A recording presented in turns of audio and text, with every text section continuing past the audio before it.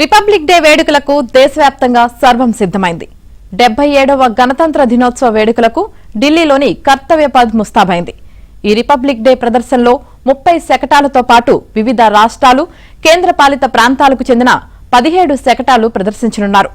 కేంద్ర మంత్రిత్వ శాఖలు, విభాగాలు, సేవలకు చెందిన 13 శకటాలు వీటిలో ఉంటాయి.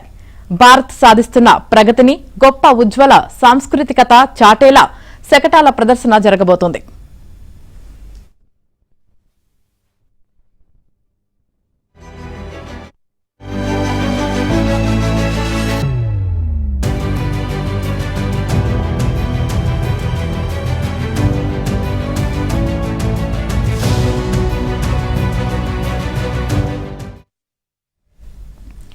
ఈ ఏడాది గణతంత్ర దినోత్సవ వేడుకలకు యూరోపియన్ కౌన్సిల్ అధ్యక్షుడు ఆంటోనియో కోస్టా, యూరోపియన్ కమిషన్ అధ్యక్షురాలు ఉర్సులా ముఖ్య అతిథులుగా హాజరు కానున్నారు.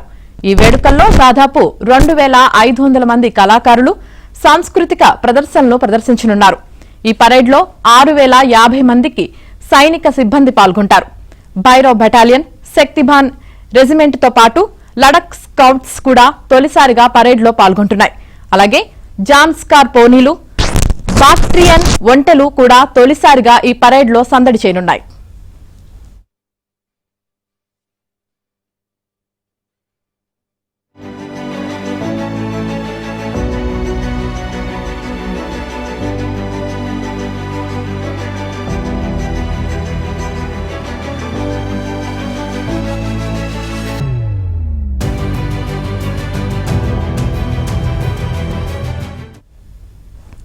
ఈసారి గణతంత్ర దినోత్సవ పరేడ్ ఆహ్వాన పత్రికలను కూడా వందే మాతరం ఇతివృత్తంలో రూపొందించారు. కర్తవ్య పథ్ గ్యాలరీలో వందే మాతరం పద్యాల చిత్రాలను కూడా ప్రదర్శించనున్నారు. వివిధ రంగాలకు చెందిన సుమారు 10,000 మంది ప్రజలు ప్రత్యేక అతిథులుగా ఈ పరేడ్కు హాజరు కానున్నారు. వీరిలో రైతులు, శాస్త్రవేత్తలు, పారిశ్రామికవేత్తలు, విద్యార్థులు, క్రీడాకారులు, మహిళా స్వయం సహాయక బృందాల సభ్యులు, కళాకారులు, కార్మికులు, స్వచ్ఛంద సేవకులు, వివిధ ప్రభుత్వ పథకాల లబ్ధిదారులు ఉన్నారు.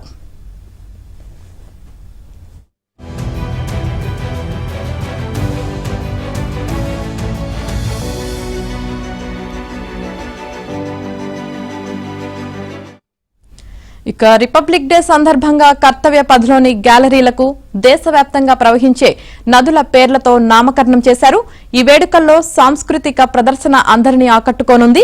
ఇక ఈ ఏడాది సుమారు 2500 మంది సాంస్కృతిక కళాకారులు ప్రదర్శన ఇవ్వనున్నారు. ప్రధానంగా స్వాతంత్ర మంత్రం వందే మాతరం, శ్రేయస్సు మంత్రం ఆత్మనిర్భర్ భారత్ ఇతివృత్తంతో ప్రదర్శన ఉండనుంది. ఈ బృందానికి సంగీత దర్శకుడిగా ఎంఎం కీరవాణి అరుదైన అవకాశాన్ని సాధించారు.